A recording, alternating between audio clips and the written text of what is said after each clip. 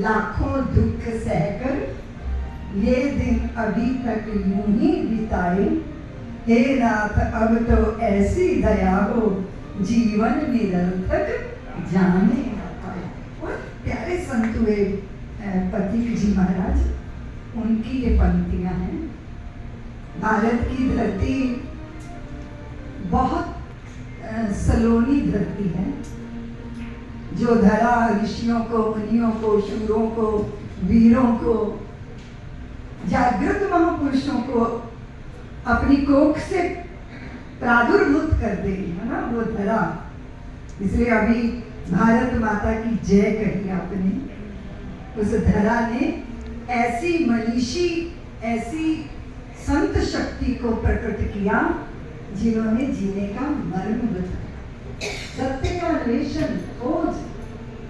तो सबसे बड़ी बात है, हमें अपने तक, अपने अंदर, अपने भीतर, अपने केंद्र बिंदु पर लाकर खड़ा कर दिया।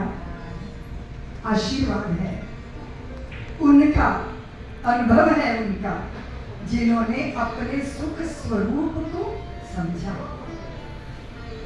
मेरा सुख कहीं और नहीं है, मुझे लगता है, लेकिन महापुरुषों ने कहा कि तेरा ये सुख जब दूर कहीं दिखाई देता है तो वो तेरी भ्रांति है, वो तेरी मूर्खता है, वो तेरी मूर्खता है।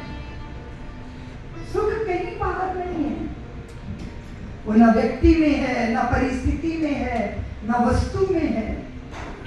सुख स्वरूप तुम स्वयं हो।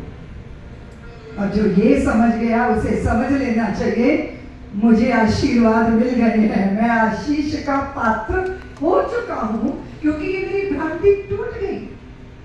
आपको कोई दूसरा सुखी करेगा क्या? कर सकता है क्या? संभव है क्या? वो कुत्ता जिसने सूखी हड्डी चबाना प्रारंभ किया, उसमें रक्त नहीं है, उसमें मांस नहीं है, उसमें मज्जा नहीं है, उसमें कोई स्वाद नहीं है, लेकिन वो सूखी हड्डी जब दूसरा कुत्ता उससे छीनने आता है तो ये भयंकर क्रोधित होकर लड़ाई करता है, उसे देना नहीं चाहता। ये क्या है? सूखी हड्डी की नोकें उसके मुख में जख्म कर देती हैं, अपने मुंह का रक्त पीता है और सोचता है कि हड्डी में से रस बह रहा है। हम अपने ही सुख से सुखी हो सकते हैं, दूसरा माध्यम बनता है, लेकिन वो सुख है नहीं उसमें। इसलिए सारे रिश्ते बाद में रिसने लगते हैं, रिश्ते रिसने लग जाते हैं। हमारी अपेक्षा बड़ी है, हमारी दूसरों से अपेक्षा बड़ी है, हमें हमारे अपनेपन की परिभाषा भी नहीं पता। जिसको हमने अपना कहा, क्या हमने उसका शोषण नहीं किया? हमने उसका अपने लिए उपयोग किया।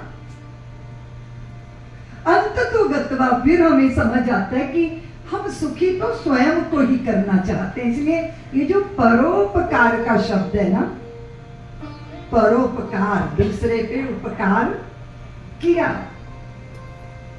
उसने कहा मैं बूढ़ा हो गया, मैं वृद्ध हो गया, मुझे मेरा साम्राज्य सौंपना है, किंतु मैं कैसे समझूं कि मेरे पुत्रों में से कौन योग्य है? कोई तो किसी ने परोपकार किया हो। तो पुत्र ने कहा पिताजी मैंने किया। तूने कैसे परोपकार किया? क्या किया तुमने? तो उन्होंने कहा कि एक व्यक्ति भारी संकट में, मृत्यु उसके चारों तरफ थी, मैं वहां से निकला, उसका चीत्कार मैंने सुना, तो फिर मुझे लगा नहीं इसकी मदद करनी चाहिए, और मैंने उस संकट में से उसको बाहर निकाला। तो पिता ने कहा कि अगर तुम ऐसा ना करते तो?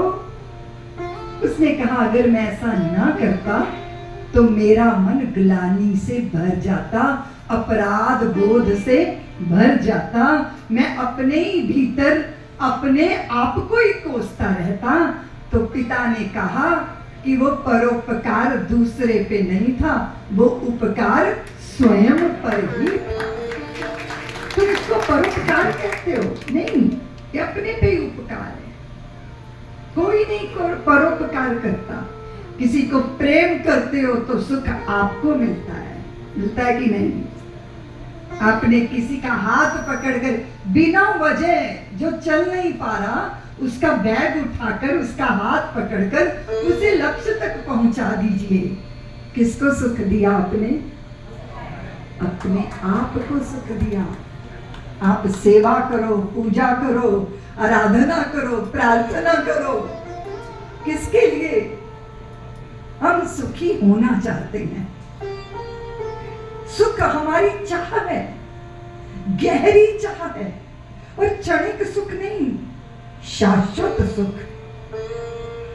ऐसा सुख नहीं जो अभी मिला और अभी